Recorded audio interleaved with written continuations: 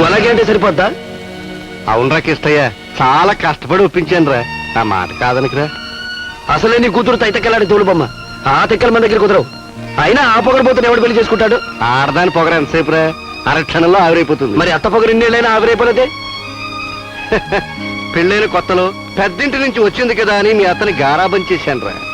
అత్తని గొప్పతనం అనుకుంది, అందువల్ల నాకేం నష్టం లేదు కదా అని నోరు మూసుకుని ఊరుకున్నాను. కానీ ఇవాళ కూడా నోరు మూసుకుని ఊరుకుంటే నా జీవితంలో విలువైన దాన్ని, నా మేనల్లు నిన్ను నష్టపోతాను రా. అందుకే నాటకం ఆడైనా సరే మీ ఇద్దరిని కలపాలని తాపత్రయపడుతున్నాను. అయినా నీకేం రా, నువ్వు అసలు సిసలైన వజ్రాయుధానివి. నీ దెబ్బతో అందరు రోగాలు కుదురుతాయి.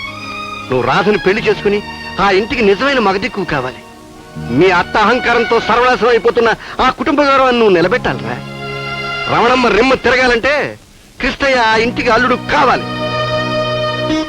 ఒరే కృష్ణయ్య, నా కళ్ళ ముందు మన రెండిళ్ళు కలవాలిరా. కాని ఒక్క మాట మావా. ఏమిట్రా అది? పెళ్లిలో అత్తగారి నిక్కులు నీలుగులు మితిమీరాయో మీరుతాయిరా, కానీ నా కోసం కొంచెం కొంచెం ఓపిక పట్టాలరా.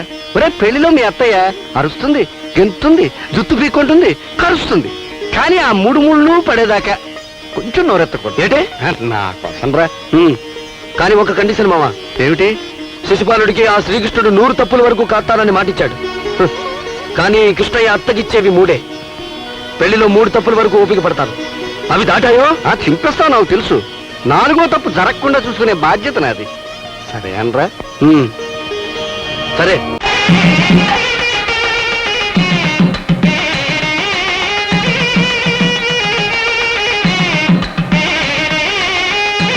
రా నారాయణరావు.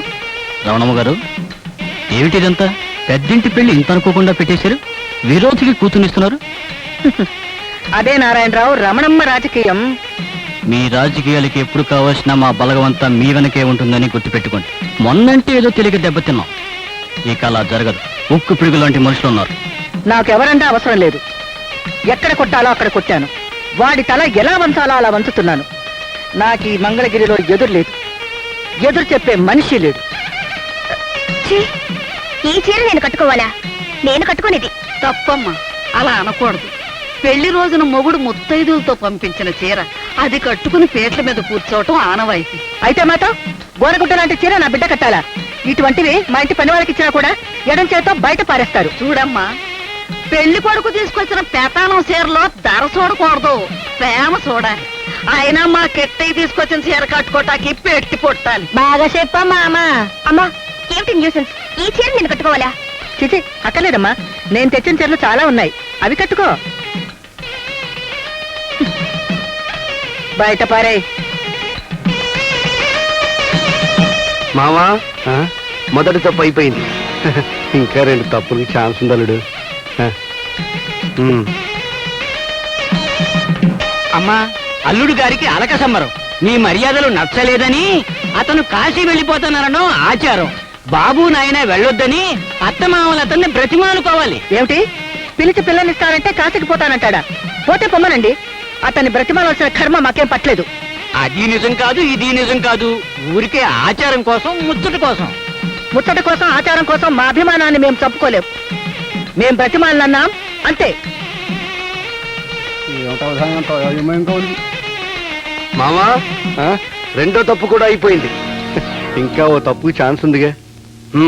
ఓం ధ్రువంతే రాజా వరుణో ధ్రువంతే వో బృహస్పతిః ధ్రువంత ఇంద్రశ్చాగ్నిశ్చ రాష్ట్రం ధారయతాన్ ధ్రువం దేవీం వాచమదయంత దేవాః తాన్ విశ్వరూపా పచవో వదంతే జేనుర్వాఘస్మానుపతుష్టుతేతో సుముహూర్త. బాబు, ఈ గణపతి మీద అక్షింతలు వేయండి. అలాగే. గృహంతో సుముహూర్తమస్తు సుప్రతిష్ఠితమస్తు అయం ముహూర్త సుముహూర్తస్తు. ఓం పుణ్యాహం దీర్ఘవాజనస్తు. కృష్ణయ్య, నువ్వు తినే చోటు వేరే ఉంది. ఈ అక్షింతలు దేవుడి మీద వేయినాయన. అప్పారావు గారు, మీ దంపతులు ఇద్దరు వచ్చి అల్లుడి కాళ్ళు కడిగి కన్యాదానం చేయండి.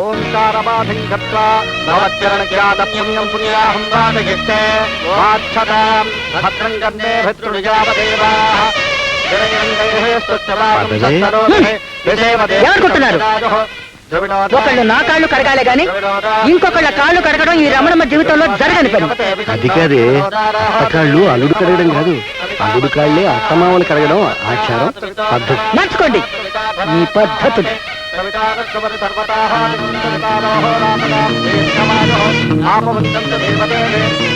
ఇందులో నీకు పోయేదేముంది?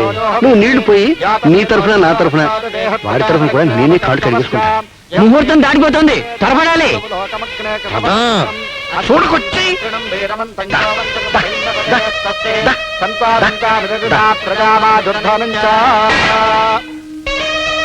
సతంగం వనపాద పూజాం కరిష్యే నమోస్తనంతాయ సహస్రమూర్తయే సహస్రపాదాక్షిశిరోరవాహనే సహస్రనామేకాయ సహస్రకోటిఘనాయ నమః. నమో బ్రహ్మణ్యదేవాయ ఓ బ్రాహ్మణహితాయ జగద్ధితాయ కృష్ణాయ శ్రీ గోవిందాయ నమో నమః. వనపాదద్వయోః హరిద్రాచూర్ణం సమర్పయామి బాగా చల్లుకో, వచ్చే జన్మలో ఆయన మనిషిగా పుడతాం. త్వరగా మూడు ముళ్ళు కట్టించేవయ్యా, నా మూడు అయిపోయాయి. మూడేమిటండి, నా సంభావన 4 అయితేను. మూడు అయిపోయింది నాకు, నీ 4 కాదు 40 ఇస్తాను. తాళి కట్టించు, భజంత్రీలు కొట్టించు. అలాగే భజంత్రీలు వాయించండి, గట్టిగా ఇంకా గట్టిగా. ఆ, వాయించండి.